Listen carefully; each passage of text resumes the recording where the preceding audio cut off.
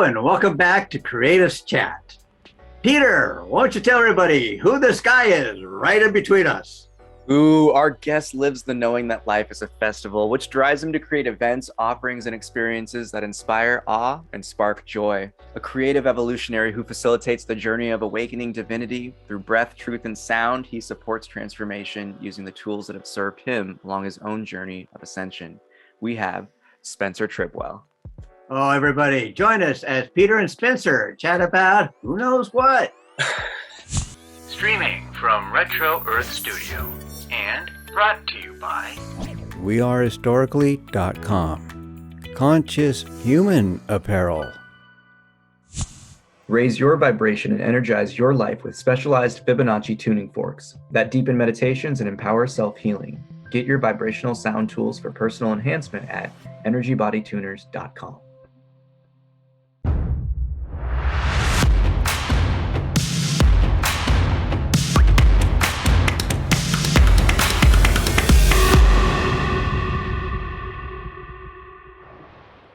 Oh, Spencer. Oh, I'm so excited to have you on Creative Chat. How are you doing, man?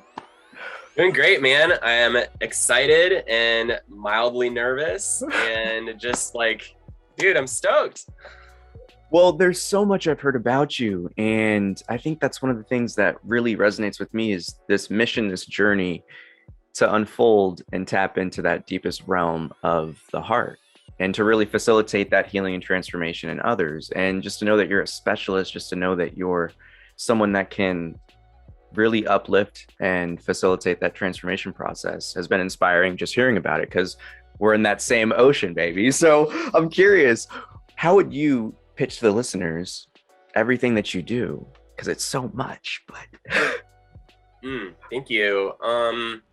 I see myself as a producer, a creator, and experiencer of events and also experiences that are here to remind us what we believe in, such that by that believing in ourselves, we inspire others to believe in themselves and create that ripple effect of authentic expression and an authentic way of being for others that draws others' authenticity in.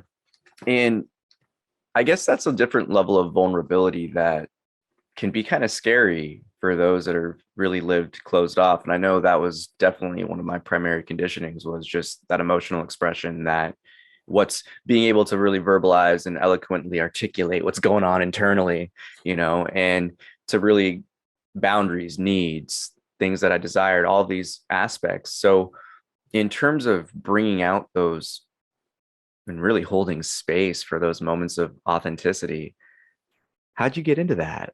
Like, where did this journey start, yo? Like,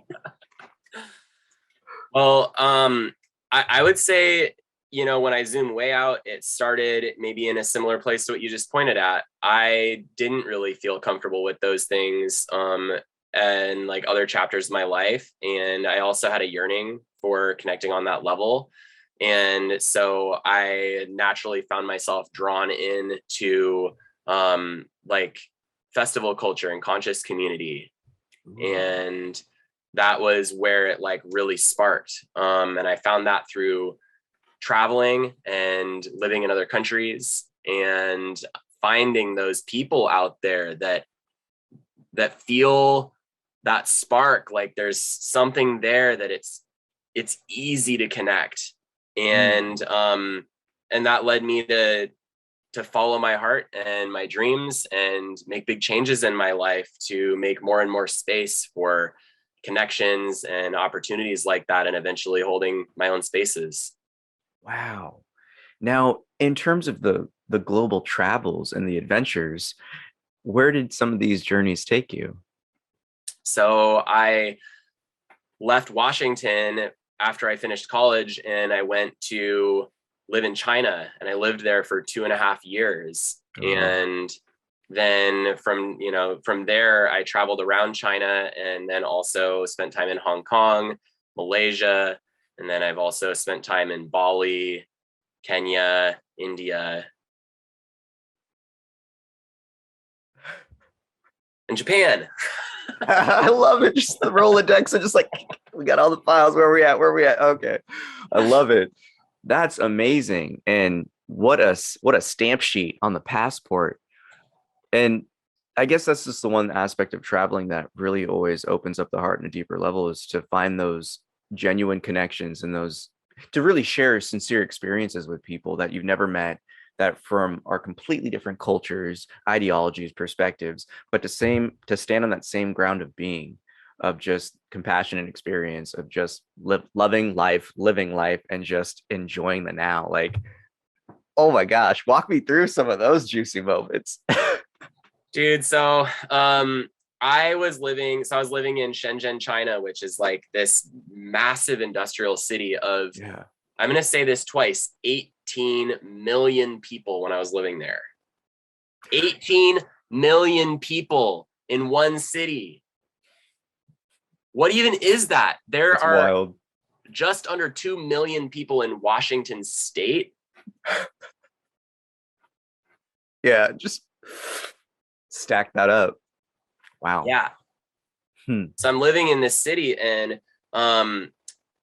it was mostly people that like had a really different background than me, as you can imagine. And I met a friend from Blackpool, England, and he had told me all about his travels and going to full moon gatherings all over the world.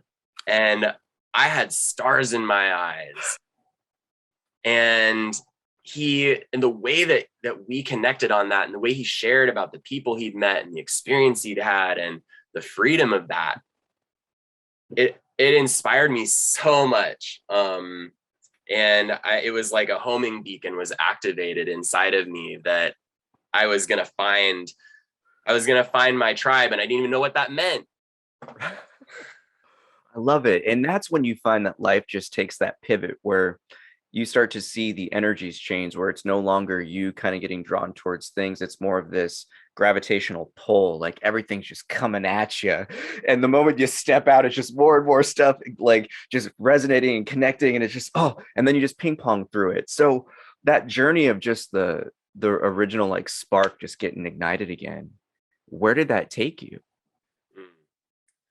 Well, it took me back home, actually, because I was living in China, and I was like in this job with a lot of responsibility for making connections from people all over the world to come into the factory that I worked at.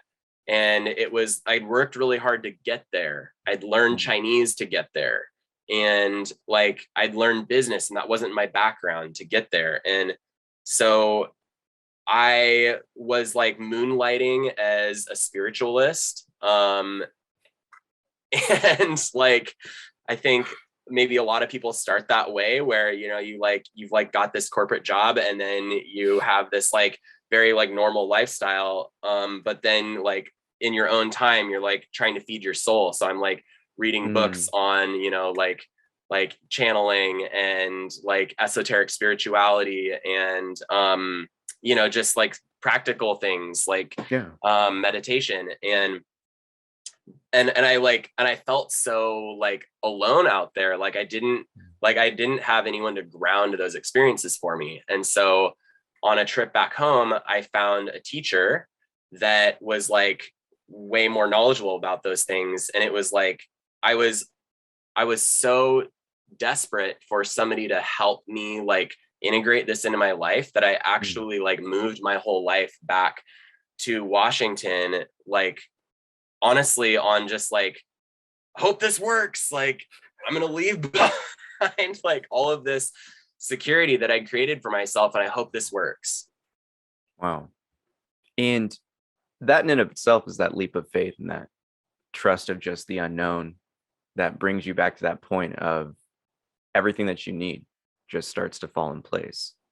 And I don't know, it's always trippy when you hear about people's journeys and like you see their stories, it's just like resonate with that, you know what I mean? Because it's just like, it's the real recognizes real moments where you see the pivots where the heart has that deep yearning, and what it wants, and it does what it needs to. And I just have to ask you a real question about that. 18 million people in a city. Now, I know that there's so much added energy when you have so many people condensed, But in that city mindset, in that kind of corporate industrialized world, in that setting, how did the energies really feel in that day to day? Heavy, man, really Right? heavy. And some of that I think was me as an outsider, trying to find my place. And like China is a very well established culture, and it's like has a lot of like, I'm hesitate to say rules, but like at very least guidelines about like how to do things. And so the learning curve was very steep. But I think specific to that, like that energy that you're asking about, it felt like inspiring and like really big, like anything's possible economically. And it also felt like very like heavy and like pushing, like pushing down, on a sense of like, you really have to dedicate yourself to like rise, you know, spiritually, economically in that culture, because, you know, it's like there's so many people trying to get somewhere. And I would also just like to acknowledge that, like, as an outsider, I had a lot of privilege, right? So, you know, the experience that I had, I think is, you know, very different than the experience that like people who are like native to that place, or, you know, like who are Chinese. It's like, you know, I think that, yeah, like I just think that there's a roughness to that environment. It's like gritty and you know, like environmentally it's like gotten a lot better, but it's also like, you know, pretty raw and like at times grotesque, but also like super vibrant and fun. And like I felt more free there than in like many, like, you know, than I'd ever felt in my life. So it's like all this whole spectrum of like energies and feelings and emotions. So in terms of bringing back that clarity and really focalizing it to that inner search, because that's almost what it really sounds like, is that it's just like the external just stopped and then that return home was initiated, literally, I guess you could say, and, you know, obviously metaphorically here. So what was it like in that journey coming back home, getting the teacher, coming back to source? Like it was so jarring, Peter. I came back home and I felt like an outsider again. And and I felt like an outsider doubly, because I was coming back with like a new mindset of like, I want, you know, like I want to like share this like inward experience that I've been having.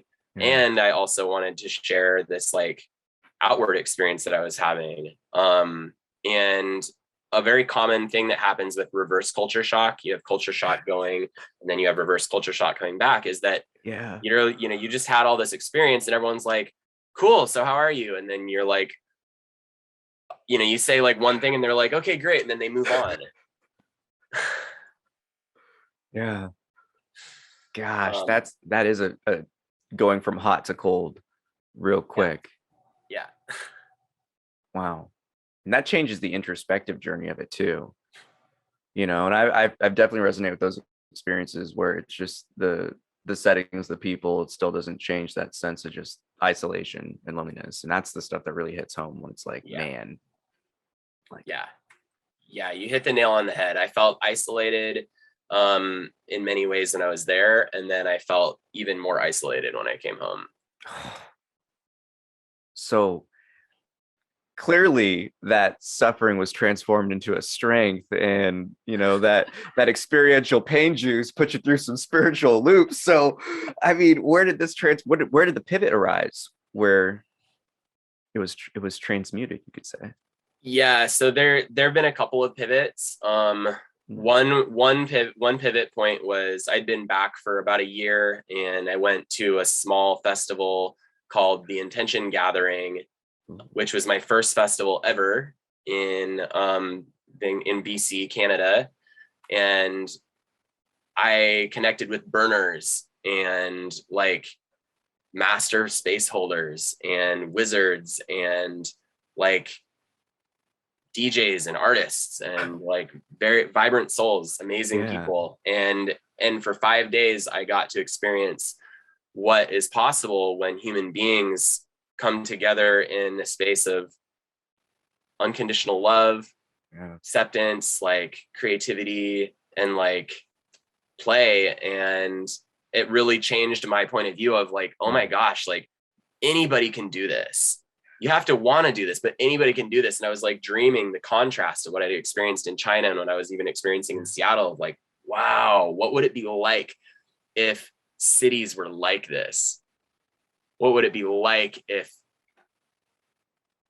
large groups of people, enormous groups of people were like connecting on this wavelength? Ooh. So that was one turning point. Big inspiration. Oh yeah. That completely changes the game. And I think that's one of the hardest parts about growing up naturally with that yearning, where it's just that call back to that source knowing of love. It's those bridges of compassion, understanding, and we're never lost. Things just never really made fully sense. But when you can taste that love, when you really taste that just sincere, just like, oh, hey, brother. Oh, hey, sister. Oh, we're all family. Like that's something that it transforms not only what we experienced previously, but who we are in that moment. I think just like shatters. And it's that old ideology of just this cold, I guess you would say, just like, I guess we just got to put up with it type of like mentality of just, that's just how this world is. I guess you would say this, like this contentment or this like bland acceptance of just the monotony or the pain. But when you really get that spark of light, ooh, like, oh, it's awesome. So refreshing. So you get it for the first time, you have that taste of this is like real community. You start to see the different energies at play. You start to see, I mean, I'm sure yourself unfold. Like, where does this take you, man? Like, I'm so curious. So the next turning point was when my friend Henry invited me to come join his team at Sasquatch. He was the art curator for that festival, and he was putting all of these Sasquatch cutouts up, and this like massive, like, geez, it was like this 20-foot mural, like on these massive wood posts right at the entrance to the gorge. And, you know, to get to be on that team and bring some of my art to that festival was like, it was life-changing to like come into a festival, like, and go backstage, and like, I got to be the mascot, like, and be on stage with like a band that I'd never heard of that apparently was very popular, and like, yeah, and like just see behind the curtain of like an experience that is bringing people into, you know, like resonance and connection with creativity and art, you know, through deeply inspired people. And it just like, that changed me. That made me see, oh my gosh, like, you don't have to like be whatever you think you have to be in order to go somewhere extraordinary in a realm that you never thought you could or would be. It's all at your fingertips. Ooh. Anything can happen at any time. The true dance into the unknown. And oh yeah. It's so crazy when you get into a space with that many creative just energies too, because you really tap into this, that divine God and goddess of creation we are, that it just seeps out. Mm-hmm. That's wild. So even in terms of those like empowering moments, like when did things start to switch that it's like, oh wow, like this is a life that I want. This is a life that I can consciously create, like at a whim. Mm-hmm. Yeah. So that moment happened around a campfire at a gathering that my friend Jules O'Keefe put on called the Circadia Gathering.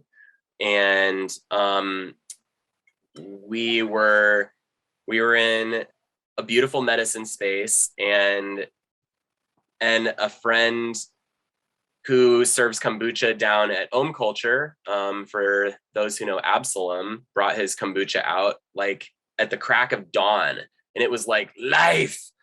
And I was so inspired by that moment of like, wow, this person created this, and he like found the right moment to bring it out, and it like brought people together, and it like inspired all this conversation. And like next thing I knew, everyone was like sharing their dreams and what they wanted to bring into the community. And I just saw like, wow, like all of these people have something to offer, and all of these people like want to support each other. And in that moment, I was inspired to support him, to like bring these moments alive. And what ended up actually happening was that I ended up learning a few things from him about how to brew really great kombucha. And then I got inspired and I started brewing my own. And then I made my first like real creative project, which became Scroll Pop Kombucha. And that spiraled off to like creating spaces where I could serve that, to the harm reduction teams at the electronic dance music festivals, happening out at the Gorge, and like getting to serve it backstage, and like serving it at Cascadia. And it just became like that dream that I saw there, it like became realized. Ooh, that's so juicy. That's so juicy. So in terms of just that journey of even the process and the connections, like life just unfolds when you're in those environments. I mean, let alone like playing a role of just that space holder. Was that your first experience of really like consciously holding space while serving? Wow.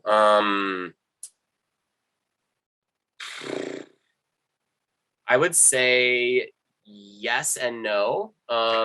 Yes, in the sense that like I was doing it intuitively, but I didn't know what I was holding space for. I was just that guy that had been at the fire literally all night.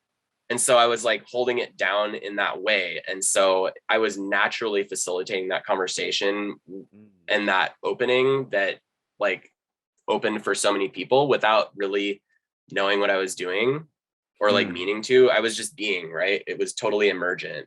Yeah.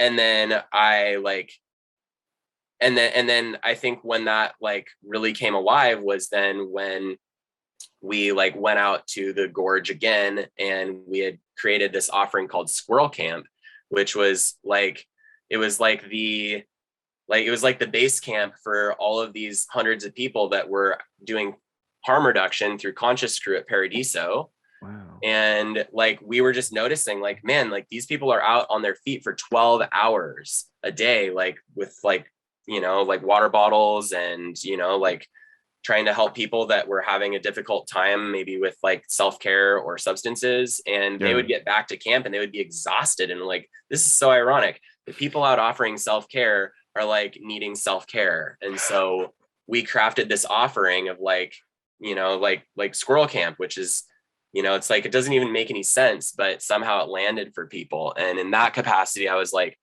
holding space intentionally with a group of my friends. And that was the first time I was like, oh, this is a thing. And like, I can do this. Yeah. That's the funny thing about life, is it's always kind of taking us like the word, just, you said it yourself, intuitive. That just always, it just brings so much truth and weight to the flow of the just life's happenings when we finally start to listen to our heart and commit to it, is that these just intuitive unfoldments start to arise. And I'm so curious of this sense of you're bringing in a space for healers to heal. You're bringing in a space of like hospitality for those who are just always being hospitable, you know, like that aspect of, again, opening up the heart and providing a space of vulnerability and authentic expression. Like, it started to pick up in terms of the confidence and the heart. But when did you realize that it's like, this is it, I got it, like we're doing this now, like we gotta make more of this? Was it that first Squirrel Camp that you're just like, oh, this is tight, or was it beyond? Yeah, like that combination of Squirrel Camp and Squirrel Pop and Conscious Crew and like big events. Yeah, I saw the possibility there, but it never quite clicked the way I wanted it to. It was awesome, don't get me wrong. And like, oh yeah, of course, you know, for people who like listen to this, who are part of those experiences, like they were lit, like in a really good way. And but there was always something more that I was like, you know, because meanwhile I had left the corporate job and I had started to build my skill set as a healer by going to become a massage therapist and learning about hands-on healing and energy work.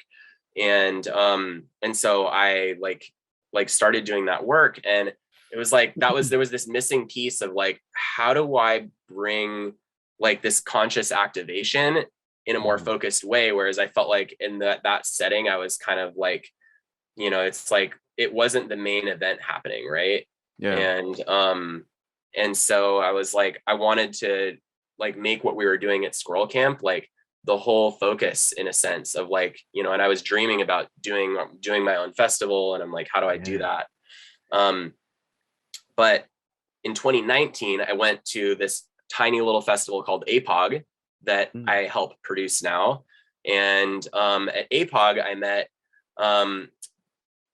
two of my like dear friends and collaborators, Jared and Natalie, and our dear friend, sister, Inara. And we connected on breath work, and like we were kind of inadvertently hosting the same space without really realizing that was what was going to be happening before we got there. And as soon as I like started going to their breath work and we all became friends in that circle, within a couple of months, Jared and Natalie asked me if I would mentor with them and like learn that craft. And I like said yes without really knowing what I was saying yes to in a really good way. And like, and that like really spun it all together, because I was like doing massage. I had like started coaching people a year before. And then when I like brought breath work in and like learned how to really hold space from like master facilitators. And I'm sure if Jared and Natalie were sitting here, they would be like laughing their asses off right now, being like, well, I don't know about that, but to me, you know, they're amazing. And it's like, when I put all those pieces together, that was when like what I'm doing now like really came together, and I could really see it for what it is. And that's almost the check boxes for the soul, that, you know, we're just going through life, and once they're all together, it's almost like this like Voltron, Captain Planet, I don't know, like all the forces emerge, you know what I mean, and everything just comes together to this grand, just like the resonance of the heart changes. And that ability to kind of tap in and drop deeper, just like that instantaneous just juiciness of life. Like, I'm just so curious, dude, when you pull it all together and you start to create your own really healing modality with all these different tools, where has it taken you? Like, how has it transformed your own inner looking, your own ability of holding space, the people, the communities? Like, how is Spencer prospering and flowing? I know it's growing. To bring some of that energy of reflection, the first thing that I realized that like was key for me really embodying once I saw the pieces come together was like, it was pretty humbling, honestly, Peter, to be like, wow, like, what do I really feel like this is all for? Is to create spaces where like people can step into, embody experience, and then offer from a place of I'm thriving in all the areas of my life. And what was humbling about that was to realize like when I wasn't. And that like, and that I really had like, I had to humble myself to investigate and like seek support around the places where I really had struggled in life, relationally, financially, business skills, like community building skills, and like, you know, really have a foundation of integrity as a space holder to say, whoa, like if I'm really going to do this, I'm going to go all in, and I'm not going to settle for pretending or wearing masks that like would suggest that I have something to offer that I don't. That dancing your own dance, that true authentic expression, I love that. When you just really commit to it, that's when life really takes another pivot, though. That's the dopest part, where it's finally recognizing all the signs and patterns and experiences that life was always kind of providing us, and just to have that aha moment and to really correct those paths of least resistance, to take it in that kind of mature, loving, compassionate way, where it's, I mean, obviously you have to have your cup overflowing first. That's like the fundamental rule. And to see that, like, to me, that's just like, oh, it made my heart smile. Just know it. It's just like, because I feel that's just, it's such a sad journey seeing so many people get burnt out and not know their own boundaries and their own abilities and their own journey. And I don't know, I think it's just something that rings true when you hear someone like have that type of reflection and honest introspection on their own look, like on their own heart. I love it. I love it. Yeah, I feel that has been like a lot of the journey of entrepreneurialism and spiritual discovery and growth has felt like the school of hard knocks, in the sense of, like, there are a wealth of teachers and mentors and people to support these journeys, right? And also, like you pointed at intuitiveness, like there's some of it that you just have to learn by doing. And it's like, I have been growing through, like really standing on my own 2 feet as I like went to do this full time in October last year. And I like have struggled with a number of things as I've done that. And like, I've really had to learn and retrain myself and people in my life around struggle, because like, when a kid falls down and he's like trying to learn how to walk, a very natural instinct is to like go over there, he like cries and you're like, oh my God, like, are you okay? And this whole like drama unfolds. And like, you can, for anyone who's a parent or like has helped parent a kid, like it can really spiral into this like negative pattern for that kid. But it's the same for us as adults. It's like, I let people that I'm close to know, like, I need you to be okay with me struggling right now. Like, I do want your support, and I like want it to like show up in a way that I can receive, but like, don't just try and make me okay so that like you don't have to see me struggle. Cause like, a kid learns how to walk by struggling to learn how to walk. Yeah, falling repeatedly. Yep. And that's the true, it's great you say it's the true hero's journey, in that knowing where we all have our own trials and tribulations. But I find the coolest thing about, I mean, we can call it like a spiritual path or journey, is just that trust and faith and knowing in not only source, life, yourself, because that connectedness, that is everything. It's all the same, you know what I mean? Where it's like we can really dive into that trust of the universe and your own ability to manifest. And I mean, obviously it's a journey to really come into that trust, but once you get to that point to deal with, I guess you would say, learn how to deal with struggles versus wanting to be rescued, ending the victimhood aspects, and that pivot of just integrity and wanting to express that authentic self, your true self, your pure self. I guess the question for me is, in terms of your own journey, how did that really start to, I guess you would say, evolve and grow upon itself? Because it's almost that original snowball that starts to roll down the hill, and the moment it starts to go, it just starts to accumulate more and more of that inertia and energy towards that destination. So when you really pivot it and commit to that life of just, this is my trial by fire, I have to go through this, how did the phoenix become reborn, Spencer? Yeah, there's 2 or 3 like little pieces that are all interconnected that feel relevant in that. One was the decision to live in community rather than live by myself or with a partner, and do that more like nuclear lifestyle. So that change happened when I moved into the Emerald Grove in West Seattle, and live in a community of 2 houses that are literally side by side with a hole cut in the fence. And there's like 12 people that live here. And, that's like in a really good way, it's a pressure cooker for growth. And then the other 2 big elements were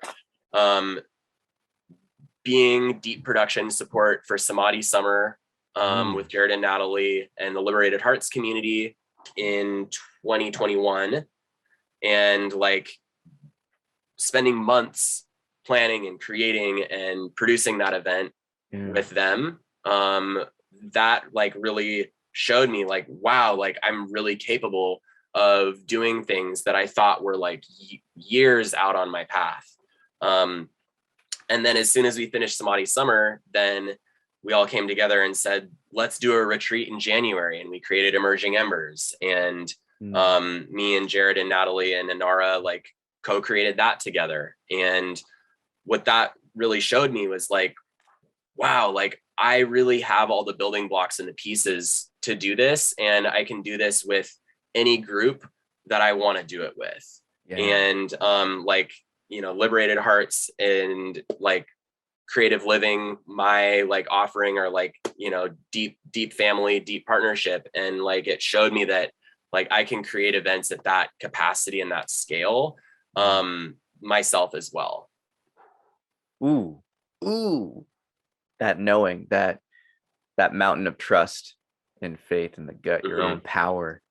That's beautiful to see unfolding. And how do you see things going for yourself in the future? Like, what do you got with this? I mean, you're at this point now of creation. You got the gusto, life's being like, hey, you got this. and you're listening to it. I think that's always the most important thing, is just that intuitive guidance is allowing yourself to just go with that flow and pivot it where it wants to take the heart. How's it going? Man, it's going great. It's become something bigger than me, which is a really beautiful thing.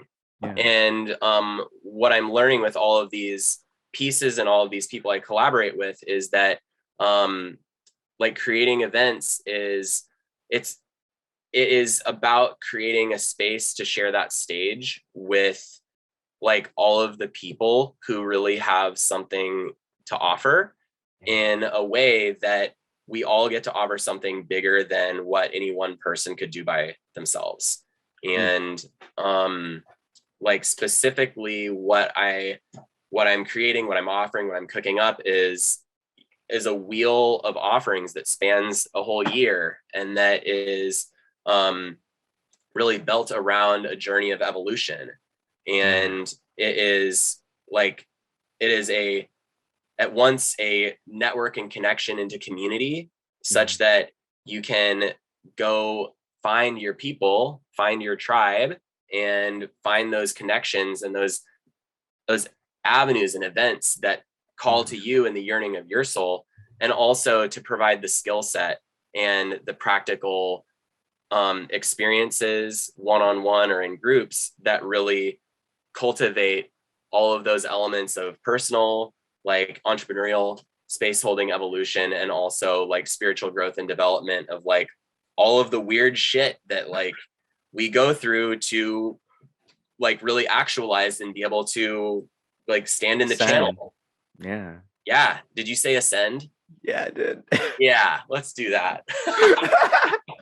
Well, that's just the thing that resonates with me is, you know, you say this pressure cooker, you know, of collaboration, growth, of that community vibe. And that's always the funnest thing, you know, from team sports to music and, you know, jazz or just jamming, whatever it is, like the vibe, to the meditative spaces and holding sacred gatherings. I always love that experience of the level up, where it's just when you have so many people sharing that intention of the heart, and everyone's just, that light is just radiating that bright, and we're all just starting to just naturally go in that harmony.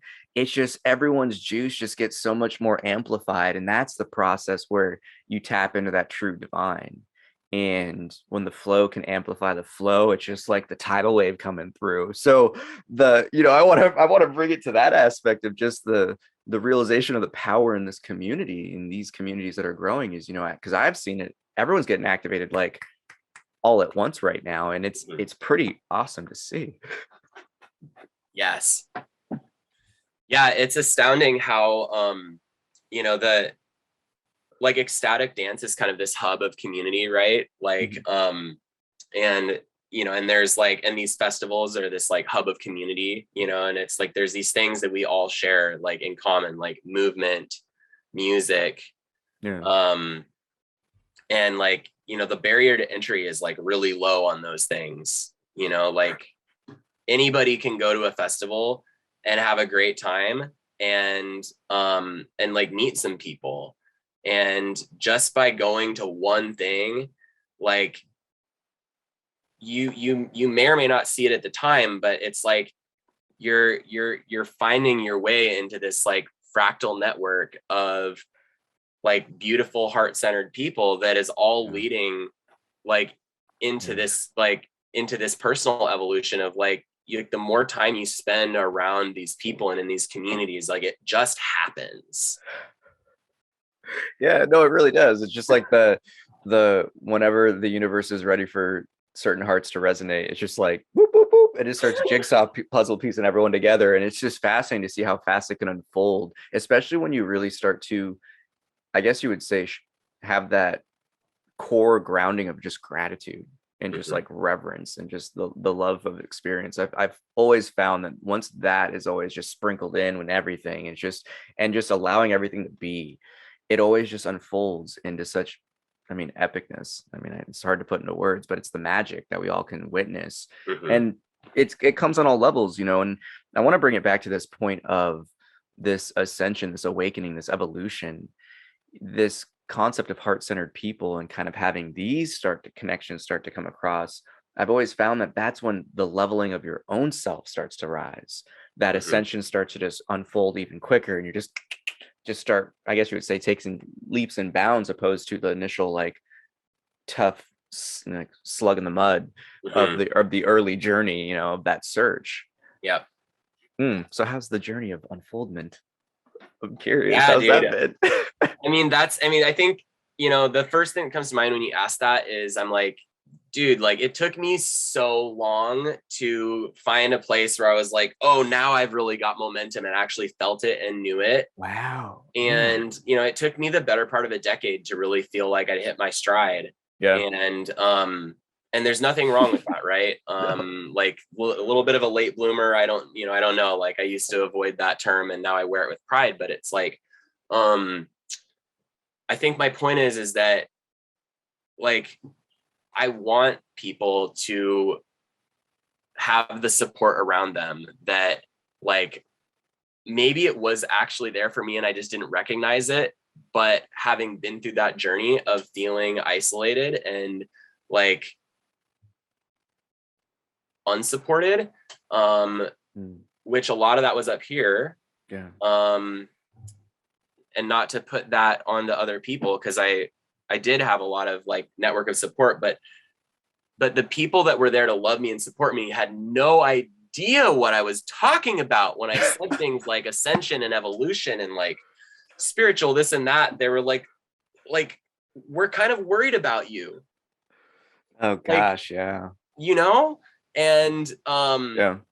And so to create those spaces where like we get it and it's more than okay, it's celebrated, and like we can really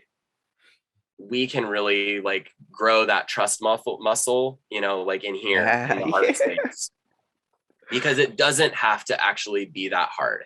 Like it really doesn't. No. And I've found that's the beauty of the journey of that trial by fire, that I guess you would almost say the initial hardening of the heart, right? That initial covering, because there's so much that just didn't, I don't know, experientially for myself, there's so much that just didn't make sense. Though so many whys and just those moments of just, and knowings of just not connecting with, or not resonating, not meeting at all with those that are dear and close to you. And I find that it's that sense of, we have to kind of go through that journey to fully appreciate it, so we remember the play and never forget it again. And I've honestly found that that's the kind of journey of all of those that are on this path right now, especially, that it's these generations that are intended to really pivot society back to the truth, back to what it really means to resonate and be this, divine being having this human experience amongst this game of love, like, so it's so wild when you see that search of who am I, like where it takes you. And I got to be honest, how has this transformed, you know, your own offerings that you're going to be doing throughout the year of just really providing this type of space for people to dive deep? Because I'm loving it. I'm very curious. Like, Well, it's transformed the space that I'm offering in that I am making, like I said, making more room for other people to share the stage with me, such that, because I feel like, you know, it's like I have my unique flavor of medicine to bring, and that becomes more, honestly, it's like I feel that each of us, when we come together and collaborate in sharing the stage and sharing the spaces, we amplify each other, and our offering becomes more and more clear and more distinct.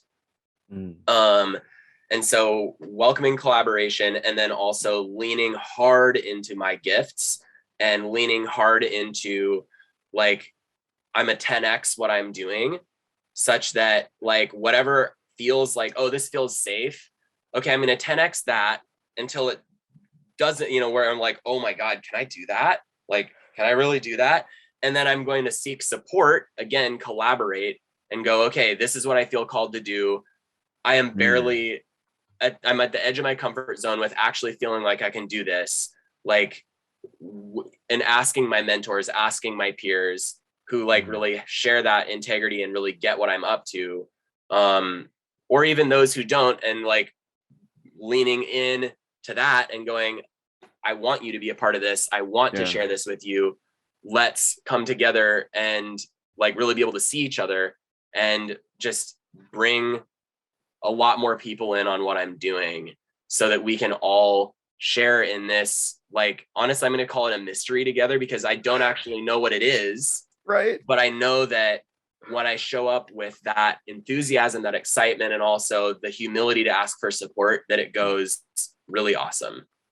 Yeah, that aspect of service, being a service unto others and having others, you know, be unto service to you. It's that ability to bring back what it used to be, a mutual exchange of energy on all fronts, and to really be able to blend that magic and put in that unique sense of self into everything. That's where real magic, to me, like, is created. That's where we transcend just the everyday human experience, and we enter into, like, literally the unknown, and where we can make it whatever we want. And I think that's the wildest stuff, where I've always had this vision of just bringing together, like, stadium levels worth of people, like hundreds of thousands of people, in that shared intention of love, and just to have, like, the most intensive sacred gathering of just love vibration, raising our own frequency.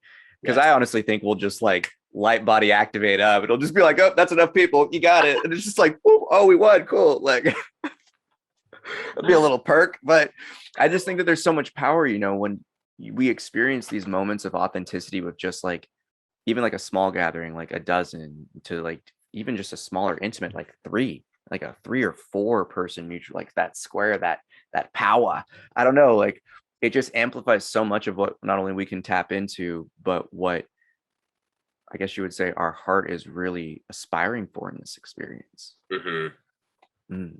Yeah, the thing that's coming alive next is, like, pointing at, you know, it's like the size of the gathering. I think it's important, but it's like you can have that, like, depth of, like, connection and energies of ascension, like, whether it's, like, you know, 2 people, 3 people, 5 people, 500 people, 5,000 people, 500,000 people, and it's like they're all, you know, different and beautiful.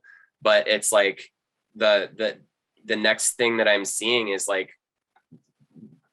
there's this fear that we all have to like, come into relationship with in order to keep walking forward on this path. Like, we all deal with this, and you know, when we're in this dance with love, you know, there's inevitably, we find fear, like, swirling around or swirling inside, and and, like, one of the things that like I continue to face as I grow and evolve is as I step into the unknown, the fear is always right there.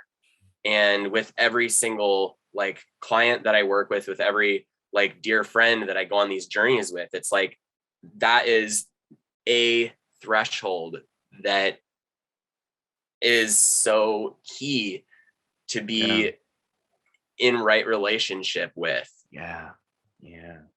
And I'm curious in your journey of the things that you are creating and offering, like if you have any thoughts on that, Peter. I love it, man. Well, that relationship you have with fear, I think that tension, that push and pull, it's that I should say how I play with my fear, how I play with that tension is I see it as almost that compass of that crack in the armor. That'll be like, hey, you know, like this is vulnerable spot, but if you patch this up, you overcome this, you break through that. Let's see where you transform into. And then it's just another like playground. And then, you know, so I've seen it as that opportunity to, again, just utilize life's offerings to see those natural teachers that these experiences are providing me and to utilize that for myself and others. And I've always seen it as that game of the heart where the more I've let go of assumptions in all aspects of my experiencing and what's coming up in the beingness, just the deeper that well of just trust and love just unfolds and it just guides even more. And it's funny because we were talking about like, oh, the wild chaos these past like, you know, like 48 hours where it's like, I feel like there's been this big level up since I've tapped into this concept of like living love. And to me, love is just openness. It's that pure acceptance of what is.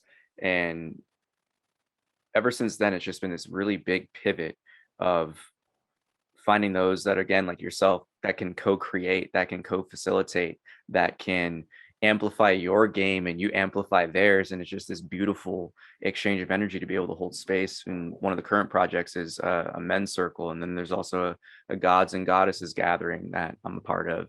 And it's just these opportunities to, I guess you would say, level up, and you could almost call it like a spiritual leapfrog, right? And it's that constant, I guess you would say, exponential growth that just arises the more I lean into that, just letting go, like that surrender and acceptance, and recognizing that this window of awareness that I'm living through is just that, a window of awareness. Like the flow is always going. I just got to sail it with the heart and, you know, take it where I want. So it's been magical. Like it's been dope. It's been everything I've really wanted, and it's finally starting to grow and I see it. And it's, again, like yourself, it's that sense of like, wow, like 10 years plus in the process, like I finally start to feel like all these experiences that I've been through have all kind of cross-stitched together enough to be like, all right, you got your base, let's build, you know? So yeah, it's a long-winded answer, but I hope it answered your question. This is what I love about the dance with fear, is that it's like there's so much energy there. Yeah. And I see that as such an untapped resource of energy within within like spiritual circles, because what I see happen a lot is like avoiding and like pushing away fear. And you know, this like, and I think there's like a really important duality of like choosing love instead of fear and like all of that. But I think that you know, it's like that can be very binary. And you know, like one of the turning points in my life was when I really embraced making fear my friend, as like, this is an energy that's a part of me, you know, that is here to point me towards the path. And it's like an initiation of, are you willing to like let go of your grasping for survival to actually like step into the unknown? And in so doing, there's this like built-in reflex that's like, whoa, you're about to go somewhere that you actually have no like ego consciousness framework to support you in. Are you sure? Like, are you sure you want to go there? And I think that's so fun. It's so fun to be on the edge of like, holy shit, like, can I really, okay, I'm gonna do it.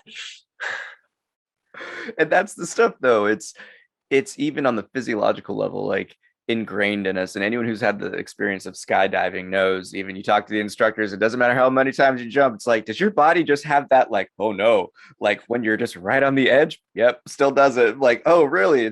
And that's the thing where it's, there's so much of the everyday experience that we overlook as the teaching opportunity that we're talking about, that these tensions, that these energies play with to really allow us to catapult ourselves into like different realms of just beingness, just consciousness. Just it can transform at a whim once we really do befriend every aspect of that experience.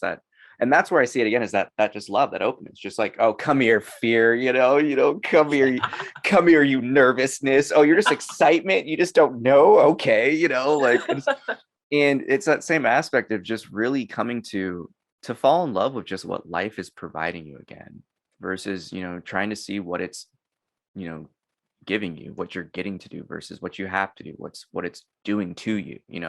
There's such a pivot when you turn all aspects of your experience into like this intimacy, and that's the stuff that like, ooh, makes me wiggle, like. Oh man. Well, I gotta say, in terms of some of your offerings coming up, I do know that you have one event in terms of this May event. Would you want to tell our listeners a little bit more? Sure. Ooh, yeah. So this offering, the Creative Living course, is starting in that exact place. Like I am on the edge, the dance with my own fear of bringing this to a group offering. That is something I've done with many people one-on-one that's been really transformative. And I keep on looking like, how do I make the deepest work I do me more and more accessible? Yeah. And so the Creative Living course is starting with the hero's journey, which is where I start all of my one-on-one clients, is asking, like, as a soul, we where are we in that wheel, in that journey that really matters? Like, and there's layers and fractals to that, but it's like, where are you now? Like, are you just leaving home? Like, are you like crossing over into the realm of the unknown? Are you like meeting with guides and healers? Are you like falling into the abyss? Are you coming back with all the knowledge, having like transformed and become something new with all of your new medicine that you have to offer? Like, where are you? And that alignment and that orientation is so powerful. So we start there, and we're really, like, I would say gently but boldly, in a community setting, like making space for new offerings, new phases of our life, and new ways of being of service. And so whether you're brand new to space holding, or whether this is something you've done many times before, whether you are brand new to entrepreneurialism or you're very experienced, this is an archetypal journey that we'll be going on together, and spending a couple of months on either a weekly or bi-weekly basis. I'm still working out a couple of the kinks, but I know that we're starting on May 4th. Ooh, may the 4th be with you. I love it. It's the beautiful, I guess you would say, just the journey of your own dance of healing and transformation to, I guess you would say, offer this opportunity for people to really look within on a deeper level. And in terms of your, I guess you would say, your specialties, like, what is it for our listeners that you can let them know it's like that you really bring to the table in terms of this healing that not only should, I guess you'd say, or could just unfold their heart even on levels that they may not even be aware of, but to ultimately just come into a deeper sense of just, I don't know, I would say peace, just knowing. Yeah. My medicine that's really at the heart of this is getting to know yourself at the core, and being seen and witnessed in that space. And we have all these things in life that seem like problems out here, whether we're part of an organization or whether we're struggling with things in society, you know, we see our problems out here, out in the world. And what the creative living course is really about, in what I'm bringing to the table, is like, what if it's actually all happening in here? Ooh. And it's all at your fingertips, because in a heart-centered space that is held and facilitated, that you really get to discover those pieces of yourself that you already have, that by you amplifying your resonance with them and being seen and witnessed, so that it's not just happening up in your head, that the things that seem like obstacles outside of yourself either fall away, or your relationship changes such that they're no longer obstacles, and maybe they're even assets. That's a level of introspection that I'm not really quite sure if most people come to those realizations naturally on their own, compared to the group setting when you have that type of validation.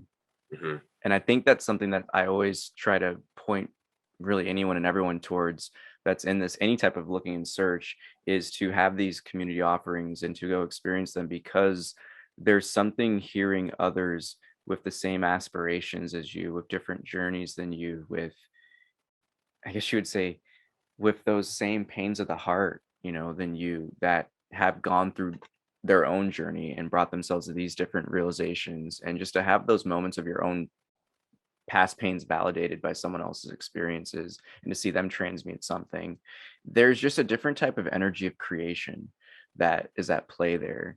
And I always just try to implore everyone, we're just like, if you have people that are seeking it, go get it. If you have that yearning, go get it. Because this sounds amazing, the sense of just being able to tap into that pureness. It's something that can just happen by force when you're just around people holding space like that, that it's a taste that doesn't leave your mouth. So yeah, thank you for offering those things, because I wish like everyone could almost just get like a, I don't know, a drop in the water, where it just like everyone could just experience that type of love and openness and acceptance. And that's because it really does, it transforms everything that we thought we knew was love, if that makes sense. It does. Yeah. Could I share something about that, Peter? Always, dude. Yeah, I think it's a little like some of these experiences are like almost misnomers, right? Because when you say breath work, it's like, I breathe all the time. Like, what's the big deal? Yeah. But like, you know, and it's like, and, you know, like, maybe, you know, if you know, I don't want to, no, I guess I'll say it. Like, if you are wanting an experience that is like a contrast to like feeling like you're doing the same thing all of the time, and like you're just trying to find something to make you feel something that like you want to feel, these experiences like breathwork and Kundalini, that they're really a very safe portal when done in a held, heart-centered group way, to like to go somewhere and to feel something. And it's like, you know, I really invite in that trust of like, you know, like if you're listening to a conversation like this, and you know, you're like, you can't quite stop listening, but you also can't quite commit, because maybe it's some fear that hasn't really been distinguished yet. Like, let's get interested in that. Right. And like, trust that by saying yes, there's people who will be there at the door for you, who will welcome you and walk you in, and like really give you an experience that you can't imagine what it is. And so we are asking for that trust, and you come out on the other side and you go, wow, I'm coming back. I want to share this. Yeah. I'm going to be integrating this, and my life looks different in a good way, because I trusted myself to say yes to this. Ooh, trust myself enough to say yes to this. Oh, that resonates. Because that's the dance and journey of the heart, is when we really start to allow ourselves to be guided by what has always resonated with it. And that's the thing about the human experience, is that we all play on these varying levels of just community, of openness, of acceptance, of adventure, creativity, and that's what really brings the magic alive again. And in your own, I guess you would say, integration of these really divine experiences and recognitions, to be able to facilitate and continue your own journey. How is that process of integration really changed for you as you've developed your understanding of these practices? Yeah, in short, I would say that it's gone from being much more cognitive to being much more embodied. And I'm still on that journey, right? Like, it's very humbling to, be somebody who teaches meditation and also still at times struggle to like be up in my head. And like, there's so many amazing, beautiful ways to embody and to like exit the like cognitive verbal space and like go into a space that has no words and is something you really only can. I mean, I don't want to put limits on it, but it's like, it's felt, is expressed, it's seen, it's witnessed, it's known. A dance, it's melodic, it's movement. And I would say the other way that it's shifted is it's gone from being very individual to being very communal. And I still like thoroughly love and relish the time that I spend by myself, in meditation or just in reflection and like, just being in silence, or journaling. But so much more of my like embodied growth is happening by like going to ecstatic dance or like, just saying yes to be close with people, even though I'm a little uncomfortable. And like, whenever I can feel that heart resonance, it's like, I can trust this. This is okay. And I can name those things. I can say when I'm feeling uncomfortable. I can say when like I need something.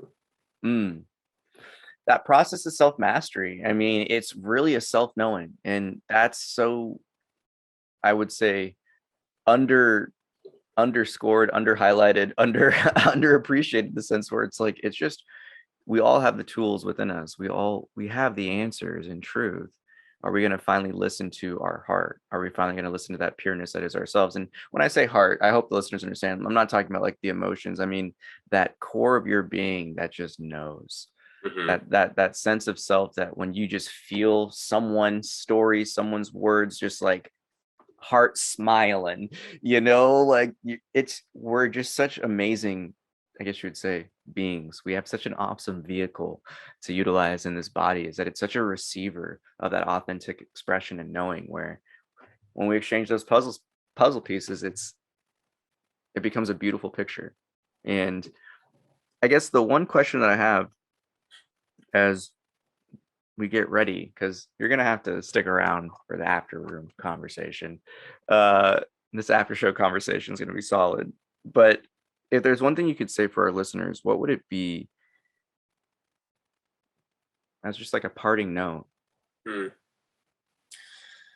Believe so fully that others around you start believing too. Ooh. Well, best believe we're all sticking around for the after show. So, Spencer, thank you so much for coming on Creative Chat, man. It's been an honor. Let's just say, we'll see you next week. Roll the outro. Thanks again to our sponsors for making this show possible.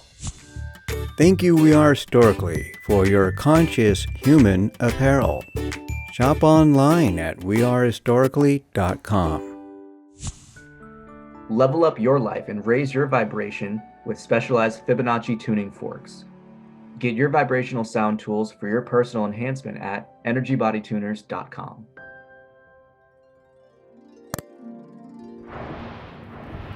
Another creative art production by Retro Earth Studio. there's so many opportunities for us nowadays to, I would say, rise the tide for all ships on this planet by having more of these gatherings, by having more people tap into source, by having more of these offerings to liberate the hearts and really the minds. Because again, in those experiences, that's the first time some people even experience kicking back in the movie theater of the mind and just watching the body do its thing and just releasing all these things, you know? So it's like we're entering into the unknown of human experience. So it's like, oh, I don't think people comprehend how dope these things are. So That concludes this episode of Creative's Chat. Thank you for watching our show. Click the bell button to get notified of future episodes. Don't forget to like and subscribe. So we always hope, hit that subscribe. The way I look at these opportunities and offerings is for people to, again, dance into the unknown. I love it.